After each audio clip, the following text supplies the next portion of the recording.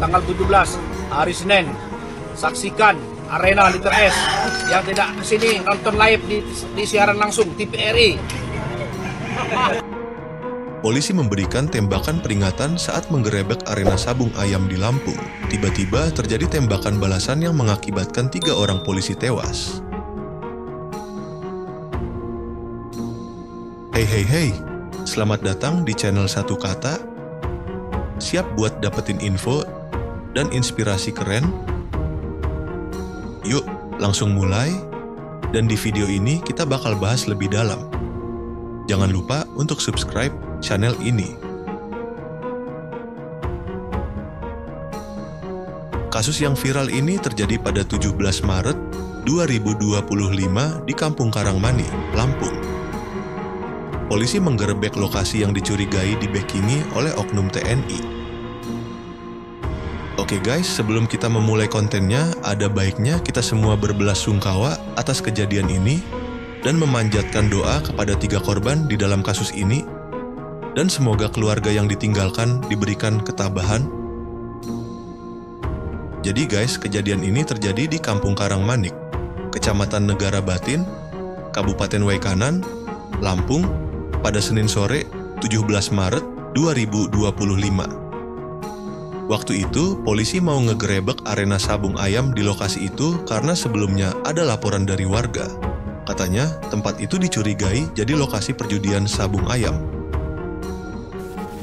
Nah, ada info yang beredar kalau tempat sabung ayam ini diduga dimiliki atau dibekingi sama oknum anggota tertentu. Dari beberapa sumber yang gua baca di media, kalian bisa cek sendiri sumbernya, disebut-sebut kalau tempat ini ada hubungannya sama oknum anggota TNI bernama Kopda Basarsyah dan Peltu Yohanes Lubis. Karena ada laporan dari warga, polisi pun mutusin buat ngegerebek lokasi itu.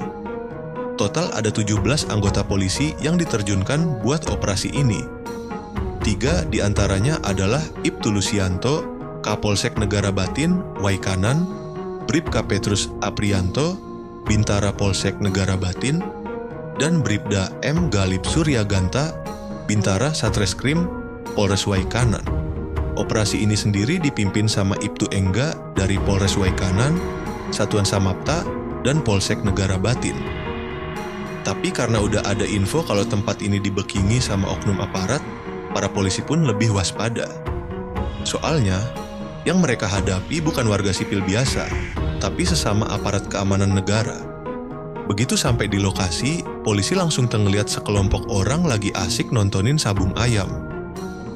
Jadi udah jelas banget kalau tempat itu memang beneran arena judi sabung ayam. Biar nggak ada yang kabur, polisi langsung ngasih tembakan peringatan buat membubarkan orang-orang yang ada di sana. Tapi guys, tanpa disangka-sangka, setelah polisi ngeluarin tembakan peringatan, tiba-tiba ada tembakan balasan. Jadi, ada yang balas tembakan itu, dan posisinya waktu itu, polisi sebenarnya udah mau mundur setelah melakukan penggerebekan. Karena begitu tembakan peringatan dilepas, ternyata ada yang melawan dan balas nembak balik. Akhirnya, polisi memilih buat sedikit mundur, tapi justru di saat itu terjadi beberapa kali letusan senjata yang bikin 3 anggota polisi gugur, yaitu Ibtu Lusianto, Bribka Petrus Aprianto, dan Bribda M. Galip Suryaganta. Parahnya, tembakan balasan ini bukan cuma asal nembak ke atas, tapi langsung mengarah ke target, yaitu para anggota polisi. Anggota polisi yang lain langsung kaget dan panik setelah ngelihat 3 rekan mereka kena tembakan. Mereka buru-buru berusaha mengevakuasi korban ke tempat yang lebih aman. Setelah kejadian itu, ketiga anggota polisi yang gugur langsung dibawa ke Rumah Sakit Bayangkara Polda Lampung buat diautopsi. Dan saat dilakukan otopsi, proyektil peluru ada di tempurung kepala dan di tenggorokannya. Nah, sekarang kita masuk ke pembahasan soal penyelidikan kasus ini. Jadi, geng, Polda Lampung langsung gerak cepat dan berkoordinasi sama Polisi Militer Kodam, Pomdam, 2 Sriwijaya buat ngusut tuntas kasus ini. Karena itu, penyelidikan gabungan dilakukan antara Polda Lampung dan Pomdam 2 Sriwijaya dengan menggelar olah TKP di lokasi penembakan. Dari hasil olah TKP, tim gabungan nemuin bukti berupa 12 selongsong peluru yang berserakan di lokasi kejadian. Artinya, ada sekitar 12 kali tembakan yang dilepas saat itu.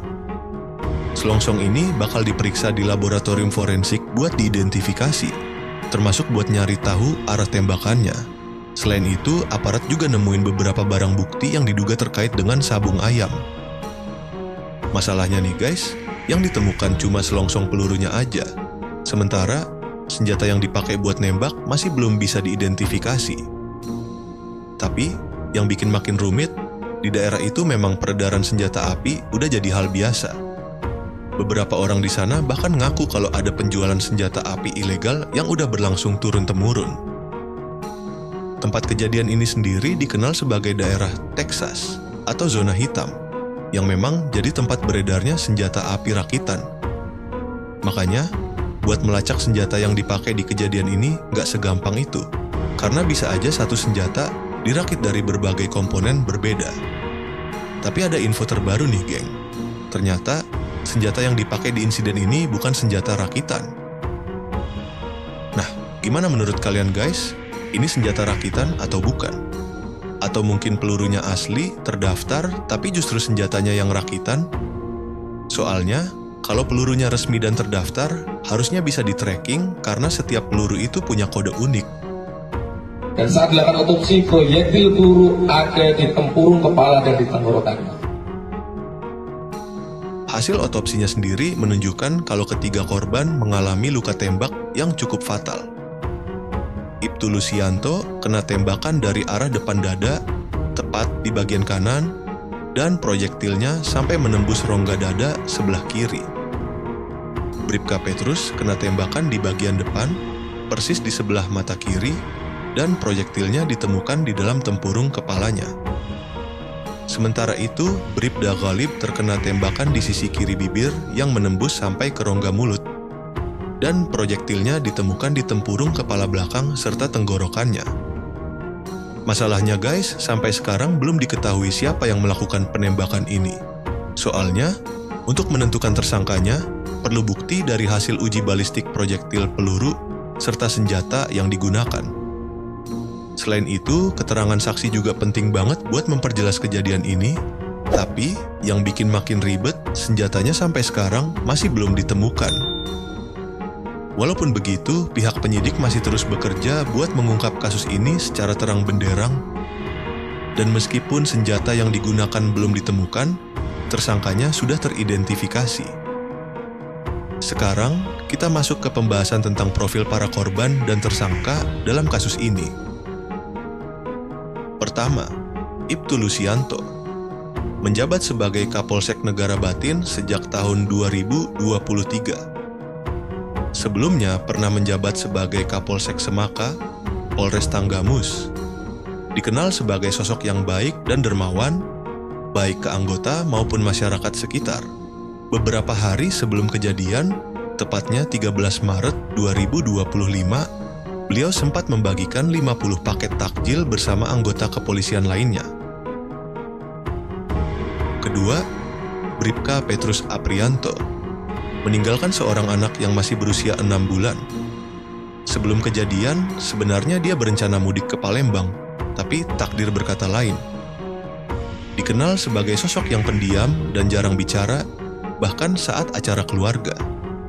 Meskipun begitu, dia adalah orang yang perhatian dan selalu mengingatkan keluarga untuk berhati-hati. Terakhir kali berkomunikasi dengan keluarganya sekitar 5 bulan sebelum kejadian.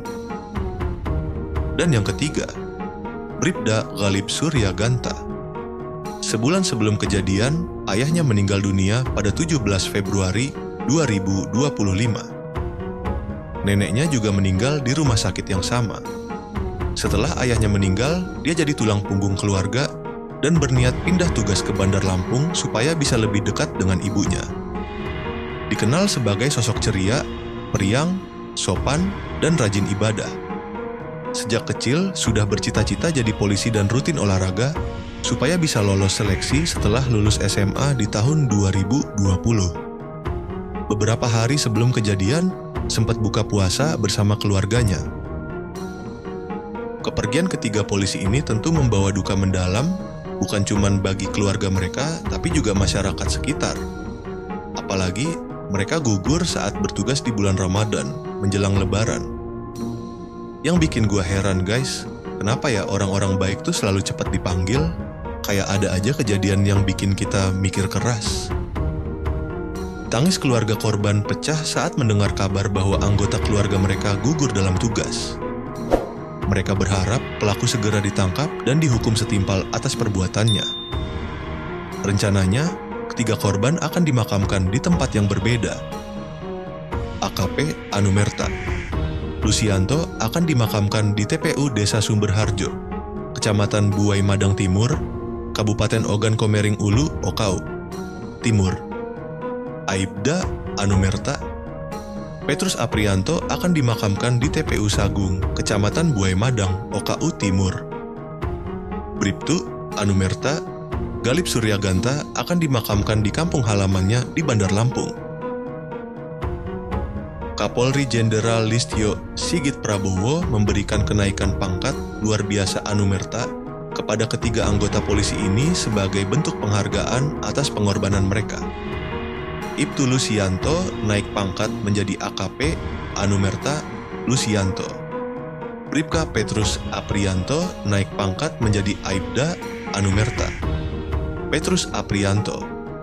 Bribda Galip Suryaganta naik pangkat menjadi Bribtu Anumerta M. Galip Suryaganta. Selain itu, Kapolri juga akan memberikan santunan kepada ahli waris korban. Dua orang yang diduga menjadi pelaku penembakan ini adalah Kopka Basar dan Peltu Lubis, yang merupakan anggota TNI. Kopka Basar berasal dari Koramil 0, 7 Negeri Agung, Waikanan, Lampung. Di kampungnya, dia diduga memiliki arena sabung ayam di letter S, register 44, Kampung Karangmanik. Beredar video yang menunjukkan Kopka Basar memegang dan menembakkan senjata api yang membuat netizen curiga bahwa itu adalah senjata yang digunakan dalam insiden ini. Selain itu, ada juga video yang memperlihatkan Kopka Basar mengajak orang-orang menonton sabung ayam, yang kabarnya direkam di hari kejadian. Tanggal 17, hari Senin, saksikan Arena Liter S. Yang tidak kesini nonton live di siaran langsung TVRI. Sementara itu, Peltu Lubis informasinya masih terbatas. Namun, dia menyerahkan diri beberapa jam setelah kejadian. Diduga, dia merasa bersalah dan tidak tenang setelah melakukan aksi tersebut. Sebaliknya, Kopka Basar memilih melarikan diri, tetapi akhirnya berhasil ditangkap di rumahnya. Dalam video yang beredar, dia terlihat mengenakan kaos loreng khas tentara dan sempat berpamitan dengan keluarganya sebelum dibawa oleh polisi militer. Saat ini, kedua pelaku ditahan di Denpom Lampung untuk penyelidikan lebih lanjut. Kasus ini bukan hanya soal konflik antara oknum TNI dan Polri, tetapi juga tentang bagaimana aktivitas ilegal seperti sabung ayam bisa berujung pada insiden tragis. Penyelidikan masih berlangsung, dan masyarakat berharap kasus ini bisa dituntaskan secara transparan tanpa ada pihak yang ditutup-tutupi. Gimana menurut kalian guys? Apakah menurut kalian ada kemungkinan kasus ini lebih besar dari yang terlihat? Nah, itu dia video kita kali ini. Semoga kalian suka dan mendapatkan sesuatu yang bermanfaat dari sini. Kalau kalian punya pendapat atau pertanyaan, langsung tulis di komentar ya. Aku bakal baca semuanya.